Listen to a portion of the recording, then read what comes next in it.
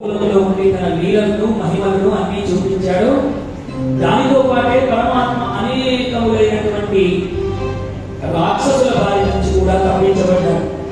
ఈ అన్ని ఉత్పాదనలు చూస్తూ ఉంటే నందుడికి అనిపించిందట, మొత్తం అందరూ కుటుంబ కుల పెద్దలందరినీ పిలిచి అయ్యా కృష్ణుడికి ఈ యొక్క గోకులంలో చూస్తూ ఉంటే అనేక ఉత్పాదనలు కలుగుతూ ఉన్నాయి, ఏం చేద్దాము అని ప్రశ్నించారు.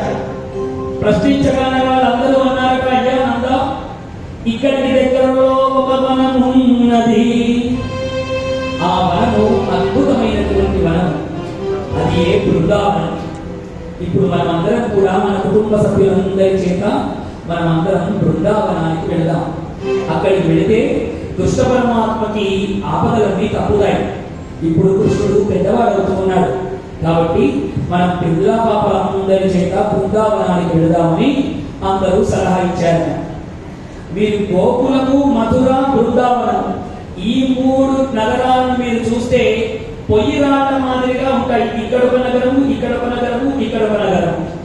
అలా ఇప్పుడు గోకులం నుండి పరమాత్మ బృందావనానికి చక్కగా ఆలమందలను, గోపబాలకులను, గొల్లబామలను అందరూ కడవలు తమ తమ సామాగ్రులన్నీ ఎత్తుకొని ఆ బృందావనానికి బయలుదేరారు.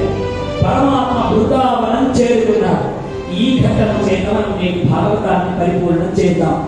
రేపు బృందావనంలో స్వామి ఎలాంటి లీలను చూపించాడు, బృందావనంలో స్వామి ఎలా విహరించాడు, స్వామి ఏ విధంగా గోపికల చేత రాసలీలలాడాడు, స్వామి వేణువులు ఊదుతూ ఉంటే అందరూ ఏ విధంగా ఆనందాన్ని పొందారు, ఇవన్నీ లీలలను రేపు ఉదయం భాగవతంలో మనం తెలుసుకుందాం.